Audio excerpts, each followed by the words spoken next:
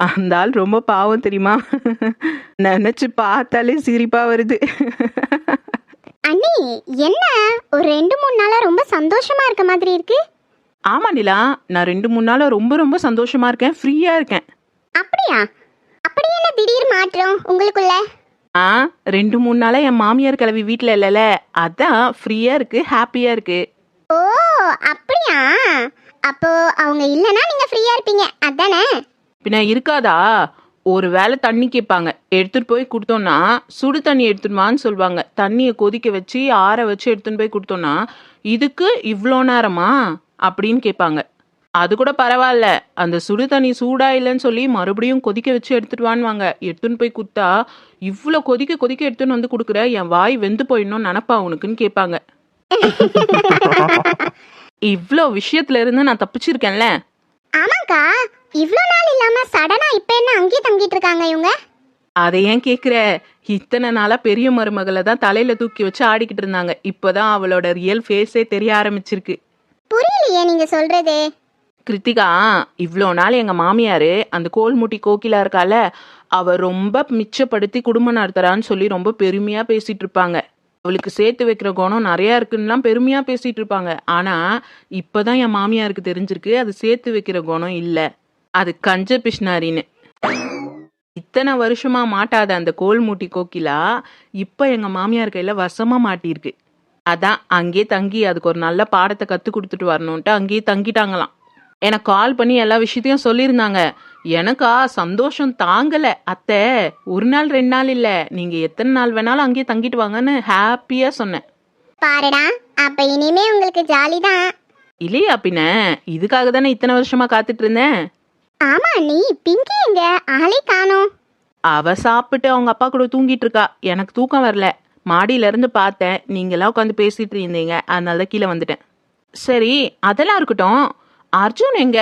நேத்துல இருந்து அர்ஜுனை சரியா நான் பார்க்கவே இல்லையே. என்னன்னு தெரியலக்கா, 2-3 நாளாவே அர்ஜுன் கொஞ்சம் சரியில்லை. ரொம்ப டல்லா இருக்கான், எதையோ யோசிச்ச மாதிரியே இருக்கான். கிருத்தி, அவனுக்கு என்னாச்சு? நல்லா தானே இருந்தான். தெரியல நிரஞ்சன், அவன் ஒரு மாதிரியாவே இருக்கான். என்னன்னு கேட்டா எதுவுமே சொல்ல மாட்டான். ஆனா ஒண்ணு மட்டும் நல்லா புரியுது, அவனை பாதிக்கிற மாதிரி ஏதோ ஒரு விஷயம் நடந்திருக்கு, அது மட்டும் தெளிவா புரியுது. அந்த மாதிரி ஏதாவது நடந்திருந்தா அவன் ஓப்பனா என்கிட்ட சொல்லியிருப்பானே. எல்லா விஷயத்தையும் ஓப்பனா பேசுற ஆளு இப்ப மட்டும் ஏன் இப்படி இருக்கான்? தெரியலங்க, ஆனா அவன் 2-3 நாளாவே சரியில்லை. சரி விடு, ஏதாவது உடம்பு சரியில்லாம இருக்கும், நாளைக்கு நல்லாயிடுவான். நீ அதெல்லாம் நினைச்சு ஃபீல் பண்ணாத. இல்ல நிரஞ்சன், இது வரைக்கும் நான் என் தம்பி அந்த மாதிரி பார்த்ததே இல்லை. எப்பவுமே ஜாலியா கலகலப்பா இருப்பான். இப்பெல்லாம் அந்த மாதிரி இல்லை. அதை பார்க்கும்போது எனக்கு ரொம்ப கஷ்டமா இருக்குங்க. சரிம்மா, நீ கஷ்டப்படாத. நாளைக்கா அர்ஜுனை பார்த்து நான் என்ன ஏதுன்னு கேக்குறேன். ம். ஏய் நிலா, நீ எங்க போற? நிலா, உன்னதான். அண்ணி, எனக்கு தூக்கம் வருது. காலையில ஹாஸ்பிட்டல்ல ஒரு மீட்டிங் வேற இருக்கு, அதான் நான் போய் தூங்குறேன். சரி நிலா, ரொம்ப இருட்டா இருக்கு, கீழே பார்த்து போ. சரிண்ணா. நிலாவோட முகமே சரியில்லையே. ஒருவேளை அர்ஜுனோட இந்த மௌனத்துக்கு காரணம் நிலாவா இருப்பாளோ? கண்டிப்பா இருக்கும். இவங்க 2 பேருக்குள்ள ஏதோ ஒரு விஷயம் நடந்திருக்கு, அதான் 2 பேருமே மூஞ்சி தூக்கி வச்சுட்டு இருக்காங்க. நாளைக்கு கண்டுபிடிப்போம். ஒருவேளை நம்ம ஹர்ட் பண்ற மாதிரி பேசிட்டோமோ? இல்ல, அவன் நம்ம கிட்ட நடந்துக்கிட்ட முறை சரியில்லைல்ல. இருந்தாலும் நம்ம அந்த மாதிரி பேசியிருக்க கூடாது. பாவம், அவன் ரொம்ப கஷ்டப்பட்டுட்டான். அவனை மீட் பண்ணும்போது ஒரு சாரி கேட்டுடணும், அப்பதான் மனசு கொஞ்சம் ரிலாக்ஸா இருக்கும். நானே அவனை பார்த்து 2 நாள் ஆகுது. 2 நாளா ரூம்குள்ளேயே இருக்கான். அக்கா, நிலாக்கா, என்ன பண்றாங்க இவங்க? நிலாக்கா, நிலாக்கா. தேன்மொழி, நீ எப்போ வந்த? அக்கா, நான் வந்து 2 மினிட்ஸ் ஆகுது. நிலாக்கா நிலாக்கான்னு வெளியில இருந்தே கத்திட்டு இருந்தேன், உங்களுக்கு கேட்கலையா? இல்லை தேன்மொழி, நான் ஏதோ யோசனையில் இருந்தேன். சரி, நீ என்ன ஹாஸ்பிட்டல் வரைக்கும் வந்திருக்க? ஏதாவது உடம்பு சரியில்லையாமா? ஐயோ அக்கா, அதெல்லாம் இல்லை, உங்ககிட்ட பர்சனலாக ஒரு விஷயம் பேசிட்டு போகலான்னு வந்தேன். என்ன தேன்மொழி? சரி உட்காரு, உட்காந்து பேசலாம். அக்கா, உட்காந்து பேசுறதெல்லாம் அப்புறம்க்கா, உங்ககிட்ட ஒரு விஷயம் சொல்லணும். என்ன? அக்கா, இந்த விக்னேஷோட கொலையை பண்ணான்னு சொல்லிட்டு உங்கள் அண்ணன் ஒருத்தரை அரெஸ்ட் பண்ணி வச்சிருக்காருல்ல? ஆமாம், எனக்கு தெரிஞ்சு அவன் அந்த கொலையை பண்ணியிருக்க மாட்டான்னு நினைக்கிறேன்க்கா. நீ எப்படி சொல்கிற அவன் பண்ணியிருக்க மாட்டான்னு? அக்கா, அவனுக்கு வயசு என்ன தெரியுமா? என்ன? அவனுக்கு வயசு 35 வயசா. 35 வயசா? ஆமாங்க்கா, 35 வயசு ஆளு 27 வருஷத்துக்கு முன்னாடி எப்படிக்கா கொலை பண்ண முடியும்? தேன்மொழி, ஒரு வேளை இந்த கொலையும் அந்த கொலையும் ஒருத்தன் பண்ணதா இருக்காதுல்ல, அந்த கொலையை வேற யாராவது பண்ணியிருக்கலாம்ல. அக்கா, சான்ஸே இல்லைக்கா. 2 கொலையும் ஒரே பேட்டர்னில் தான் நடந்திருக்குன்னு உங்கள் அண்ணா தான் என்கிட்ட சொன்னார். அது மட்டும் இல்லை, ஒரு சின்ன ஃபிங்கர் பிரிண்ட் கூட கிடைக்கலன்னு சொல்லி உங்கள் அண்ணா தான்க்கா சொன்னார். என்ன சொல்கிறது தேன்மொழி? அப்போது அந்த கொலையும் இந்த கொலையும் ஒருத்தன் தான் பண்ணியிருப்பானோ?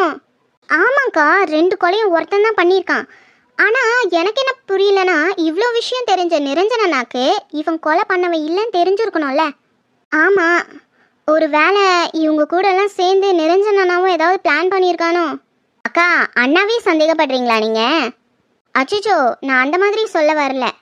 ஒரு வேளை அக்யூஸ்ட்டை பிடிக்கிறதுக்காக அண்ணா ஏதாவது பிளான் பண்ணியிருக்கலாம்ல, அதை தான் சொல்கிறேன். எனக்கு தெரிஞ்சு அப்படி கூட இருக்கலாங்க்கா.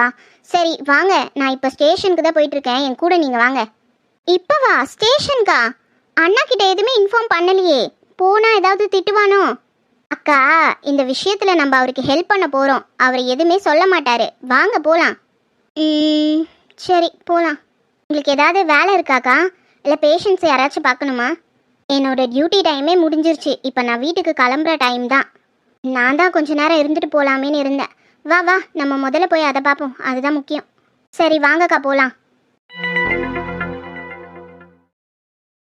தேன்மொழி, இந்த ரூமில் தானே வெயிட் பண்ண சொன்னாங்க? ஆமாங்க்கா, இங்கே தான் வெயிட் பண்ண சொன்னாங்க. யாராவது வருவாங்க, கேட்கலாம். மேடம் வாங்க மேடம். வேலு சார், அண்ணாவை பார்க்கணும். அப்படிங்களா? சரி, ஒரு 2 நிமிஷம் இருங்க, நான் போய் சாரை வர சொல்றேன். Okay thanks. எனக்கு இந்த ரூம்குள்ளே நிற்கிறதுக்கே ஒரு மாதிரி படபடன்னு இருக்கு. அண்ணா டெய்லி இப்படி தான் இங்கெல்லாம் வரானோ.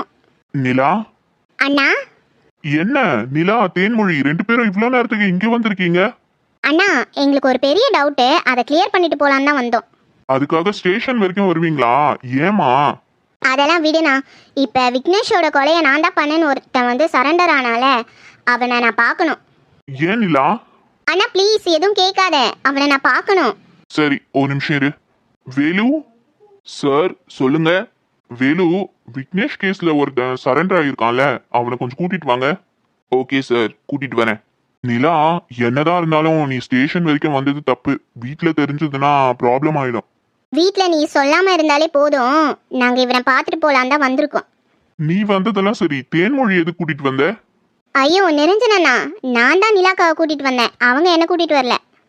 ஏமா, சின்ன பொண்ணுங்க நீங்க, ஸ்டேஷன் வரைக்கும் எதுக்கு வரணும்? அண்ணா நீ கொஞ்சம் அமைதியா இரு, நாங்க தான் முக்கியமான விஷயமா வந்திருக்கோம்ல, அப்புறம் என்ன? சார். ஓகே வேலு, நீங்க போலாம். Okay sir. அண்ணா, இவனா இந்த கொலையை பண்ணா? ஆமா, விக்னேஷ் நான் தான் கொன்னேன்னு இவனே வந்து சரண்டர் ஆயிருக்கான். அப்புறம் என்ன? இவன் கொலை பண்ணான்னு சொன்ன குழந்தை கூட நம்பாது, நீ எப்படி நான் நம்பினேன்? கொஞ்சம் இந்த பக்கம் வா. உன் பேர் என்ன? என் பேரு அரவிந்த் சாமி. என்னது, அரவிந்த் சாமியா? ஆமா ஆமா. சி, அந்த பேரை கூட நீ சொல்லாத, மூச்சியை பாரு. அண்ணா, இவனா கொலை பண்ணா? ஆமா நிலா, இவன் தான் கொலை பண்ணதா சரண்டர் ஆயிருக்கான். லோ மேடம், அந்த அசால்ட்ட பண்ணது மேடம். சி, வாய மூடு. மண்டைய பாரு, நல்லா முள்ளம் பன்றி தலை மாதிரி இருக்கு. மூச்சியை பாரு. நிலா. என்ன? ஏன் நிலா இப்ப இவ்ளோ எமோஷனல் ஆயிட்டு இருக்க? ஏன்னா அவன் மூச்சியை பார்த்தா உனக்கு கொலை பண்ண மாதிரியா தெரியறான்? ஏதோ காமெடி பீஸ் மாதிரி இருக்கான். மண்டையும் ஆளும் அவனும் ஒரு பொண்ணை பார்த்ததும் எப்படி பல்ல இழிச்சுக்கிட்டு வாயை பழந்த மணிக்கு நிக்கிறான் பாரு. இவெல்லாம் கொலையை பண்ணிருப்பான்னா ஒரு குழந்தை கூட நம்பாது, நீ எப்படி நான் நம்பினேன்? மேடம், என் மேல நம்பிக்கை இல்லையா மேடம் உங்களுக்கு? நிலா மேடம், எதுக்கு என்ன அடிச்சீங்க? வாய மூடு, இதுக்கு மேல ஒரு வார்த்தை பேசுறேன் நான் உன்னை கொன்னே போட்டுருவேன். சார் என்னாச்சு? மேடம் ஏன் இப்ப இவ்ளோ டென்ஷன் ஆகுறாங்க? அது ஒண்ணும் இல்ல வேலு, நீங்க முதல்ல இவனை கூட்டிட்டு போங்க. Okay sir. ஏய் வாடா. நிலா, ஏன் நிலா அப்படிலாம் நடந்துக்கிற? எதுக்காக இப்ப அவனை அடிச்ச? அண்ணா, நீ இவ்ளோ பெரிய டியூப் லைட்டா இருப்பேன் நான் நினைச்சு கூட பார்க்கல. இவனை போய் கொலைகாரன் நம்பிட்டு இருக்கியே. ச்சே, உன்னை போய் நம்பி நான் இங்க வந்தேன் பாரு, என்ன சொல்லணும்? தேன்மொழி, வா இங்க இருந்து போலாம். நிலா, இவ ஏன் இப்படி புரிஞ்சுக்காம போறா? நீங்க இப்படிலாம் பண்ணுவீங்க நான் கொஞ்சம் கூட எதிர்பார்க்கல நிரஞ்சனா. இது எங்களுக்கு கிடைச்ச பெரிய ஏமாற்றம். நான் வரேண்ணா. ஐயோ இவங்க 2 பேரும் ஏன் இப்படி புரிஞ்சுக்காம பண்றாங்கன்னு தெரியலையே.